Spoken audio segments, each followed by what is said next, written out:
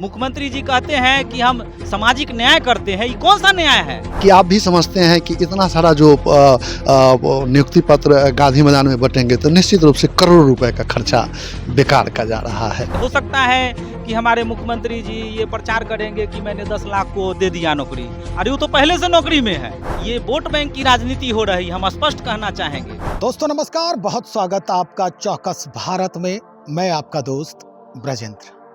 2 नवंबर को तिथि तय की गई है बिहार सरकार के द्वारा। गांधी मैदान में भव्य स्वागत भी होगा और नियुक्ति पत्र भी बांटे जाएंगे उन लोगों को जो बहुत दिनों से इंतजार कर रहे हैं कि भाई बिहार सरकार के तरफ से हमें ये एक रास्ता मिला है कि हम बिहार सरकार के कर्मचारी कहलाएं, यानी राजपत्रित कर्मचारी बनने की उनकी जो ख्वाहिश है वो अब पूरी होने वाली है।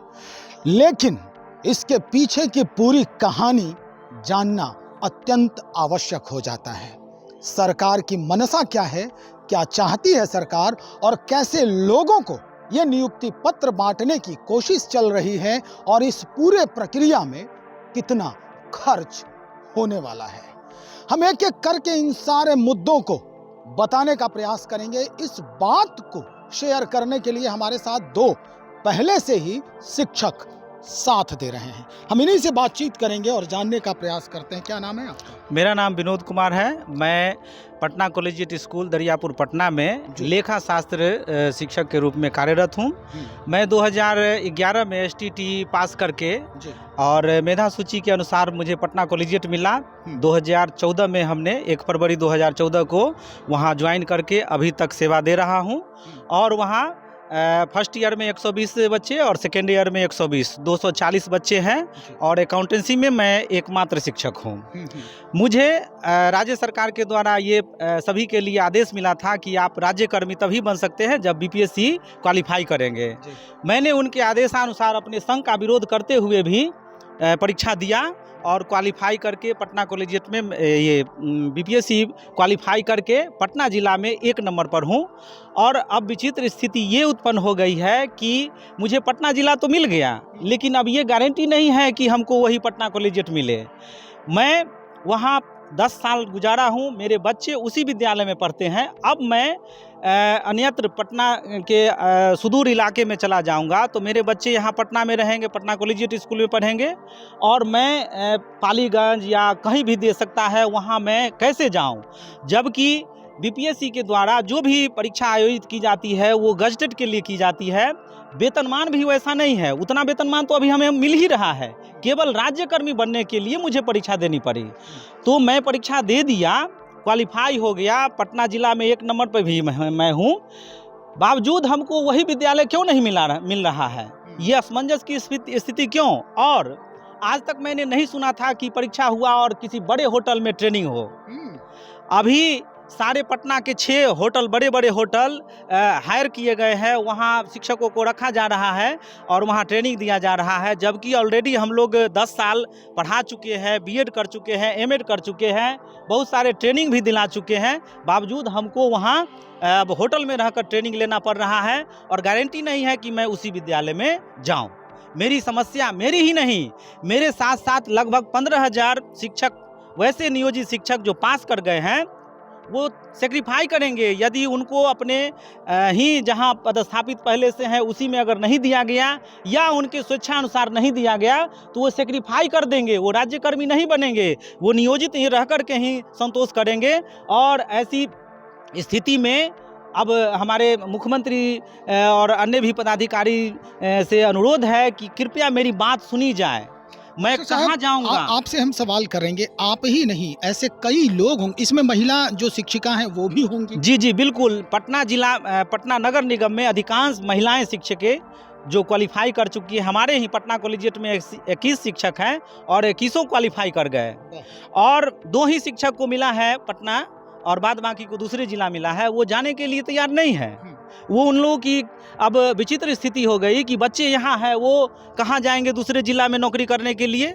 महिला कुछ ऐसे लोग भी हैं क्या आपके जहन में, नज़र में, कि उनको कहीं अन्यत्र जो है वो ट्रांसफ़र किया गया है, अन्यत्र उनको जिला मिला है? जी मात्र 21 में मात्र 2 ही शिक्षक हैं जिनको पटना जिला मिला है, बाद बाकी वैशाली मिला है, उधर मुजफ्फरपुर मिला है, समस्तीपुर मिला है। शिक्षिका को। जी। चलिए, एक बात और, जैसा कि आप कह रहे हैं कि इसमें पास करने वाले जो हैं सिर्फ शिक्षक ही हैं जो पहले से ऑलरेडी कहीं ना कहीं पदस्थापित हैं, पढ़ा रहे हैं। लगभग +2 में 34,000 एपियर हुए थे जी। और 34,000 में लगभग 22,000 के करीब का रिजल्ट हुआ है। उसमें मैक्सिमम जो पहले से कार्यरत है वो चाहे +2 के शिक्षक हो, नियोजित शिक्षक हो, या माध्यमिक के हो, या प्राइमरी सेक्शन के हो, जो बीएड और एसटीटी उत्तीर्ण थे वो अधिकांश क्वालिफाई कर गए हैं। मतलब इसके पीछे भी पूरी कहानी हो सकती है। जी। चलिए, आपसे हम बात करते हैं। जैसा कि ये बता रहे हैं कि पहले के जो शिक्षक हैं वही इस बार फिर क्वालिफाई किए हैं, तो क्या सरकार की ये नीयत है कि उन्हीं शिक्षकों को नियुक्ति पत्र बांटेंगे? ऐसा तो लगता ही है, चूँकि पटना कॉलेजिएट में 21 लोग क्वालिफाई किए, 28-29 के आसपास वहाँ शिक्षक हैं। ये सारे लोग चले जाएंगे थोड़ी देर के लिए, मान लीजिए कि वो कहीं अन्यत्र चले जाएंगे, तो स्कूल कैसे चलेगा? ये तो अब 2-3 साल, कितने साल बाद फिर नियुक्ति होगी, तो वहाँ के बच्चों का क्या होगा? और बच्चों का थोड़ी देर मान लीजिए, जो शिक्षक वहाँ कार्य कर रहे हैं, इतने दिनों से शहर में रह करके कम पैसे में जीवन जिया, आज राज्यकर्मी का दर्जा मिलने के प्रयास में ऐसी उन्होंने मेहनत की, पास किया, तो अन्य जिला भेज दिया गया। मानसिक तनाव में है लोग। अब जो आदमी मानसिक तनाव में रहेगा वो दूसरे के बच्चे या समाज के बच्चे के लिए कैसे सोचेगा, जिनका बच्चा स्वयं रोड पे चला जाएगा। तो आदरणीय माननीय मुख्यमंत्री जी से निवेदन करना चाहूँगा आपके माध्यम से कि वो जो शिक्षक पहले से जहाँ हैं उनको वहाँ रहने दिया जाता। इसके अलावे उन लोगों से अगर चॉइस ले लिया जाता कि कहीं अन्यत्र जाना चाहते हैं तो वो अपना एक ऑप्शन देता, तो उनको वहाँ भेज दिया जाता। मास्टर साहब, आपसे हम एक और बात पूछ रहे हैं कि ये जो गांधी मैदान में नियुक्ति प्रक्रिया हो रही है, जी। तो इसके पीछे की क्या कहानी हो सकती है? किस तरह के जो ये पूरा जो बैरिकेटिंग लगाया जा रहा है, लोगों को बुलाया जा रहा है, वहाँ पर एक अलग तरह से लग रहा है जैसे पूरा भीड़ जुटाने की भरपूर कोशिश हो रही है। सर, इस संदर्भ में हम क्षमा चाहेंगे आपसे, चूँकि आप भी समझते हैं कि वहाँ पैसा पूरे राज्य से लोग आएंगे, उस पर जो खर्चा आएगा वो कितने करोड़ों का आएगा, तो वो तो हम समझते हैं कि बेकार का जा रहा है। ऐसे ही बहुत सारी नियुक्तियां, और इन्होंने सामाजिक न्याय की बात करी थी, तो उस समय क्या हुआ था, हम थोड़ी सी पीछे ले जाना चाहेंगे, आपसे निवेदन करेंगे कि जिस समय नियुक्ति हुई थी उस समय सबसे पहले विकलांग को वरीयता दिया गया था और उनसे पूछा गया था कि आपका जो नियर होगा, आपका जो सुलभ होगा, वहाँ कौन सा स्कूल होगा, तो उनसे वो चयनित स्कूल में दे दिए गए। अपने सुविधानुसार लोगों ने ले लिया। फिर दूसरी बार उनके ठीक नीचे एससी महिला, फिर एससी पुरुष, एससी ओबीसी, ईबीसी, इस तरीके का क्रमवार सब लोगों से पूछ करके लिया गया। आज जो है सारे लोग जो है कमज़ोर वर्ग से आते हैं और फिर उन लोगों की परेशानी यथावत हो गई। दूसरी चीज़ कि 10 वर्षों से 15 वर्षों से जो लोग सेवा दे दिए हैं, अब उनकी आयु नौकरी में कम गया, तो वो उनको बहुत कुछ मिलने नहीं जा रहा है और खामखा इस तरीके की परेशानी झेलना पड़ेगा।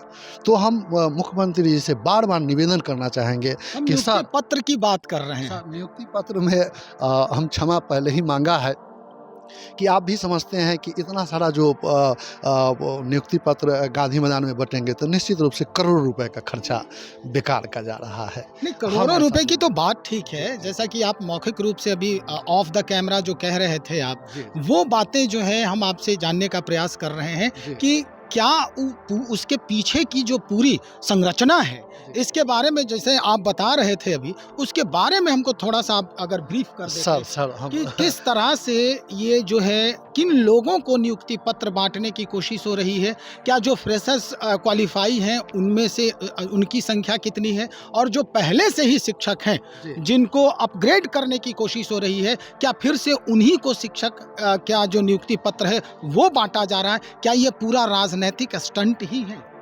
माना जा सकता है, क्योंकि जो शिक्षक है इस तरीके की परेशानी में नहीं होंगे।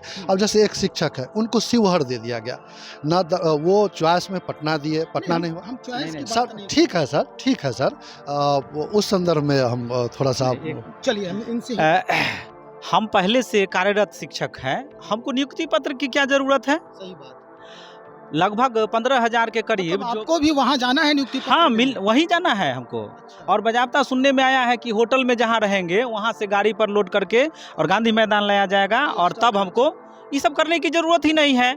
हम लोग 15,000 के करीब जो क्वालिफाई कर गए हैं पहले से जो कार्यरत है, उनको सीधे सीधे आदेश जारी हो जाता कि जो जहाँ है वहीं ऑप्शन दे, उनको नियुक्ति पत्र तो पहले से मिला हुआ ही डिस्ट्रिक्ट है, एजुकेशन ऑफिसर ज्वाइन होते हैं। ज्वाइन किए हुए ही हैं। केवल राज्यकर्मी उनको घोषणा कर देते तो संख्या भी कम जाती, खर्च भी वहाँ गांधी मैदान जुटाने में कम पड़ता और लोगों को परेशानी भी नहीं होता। आराम से जो बचे हुए हैं हमारे नए जो एसटीटी करके और बीपीएससी क्वालिफाई करके आए हैं, जो न्यू हमारे साथी होंगे, उनको आसानी से कम भीड़ में आसानी से ज्वाइनिंग लेटर मिल जाता वो और फ्रेश होता। जी बिल्कुल वो बिल्कुल वो स्पष्ट हो जाता कि इतना ही नए हमारे शिक्षक है, बाद बाकी हमारे पुराने। यानी थे। दो तरह की खेल जो है इसके पीछे, दो जी, तरह का बिल्कुल, खेल खेला जा रहा है। बिल्कुल। एक तो ये बताने की कोशिश हो रही है कि हम इतने लोगों को नियुक्त जी किए। बिल्कुल ये बात दूसरी सही है। बात ये कि भाई जो फ्रेशर्स हैं वो भी अपना दम्भ जो है, अपना पीठ थपथपाएं कि हमें तो नौकरी मिल गई, जी। जो पहले से ही है। सरकार ये सिर्फ राजनीतिक स्टंट जी बिल्कुल, चूंकि हम जहाँ पर कार्यरत हैं वहाँ तो हमारा पोस्ट है। अब वो दिखाना चाह रहे हैं जो अब हम लोग नए पास हो गए, इसका मतलब हम पोस्ट पर थे ही नहीं, फिर से काउंट होगा। फिर से काउंट होगा।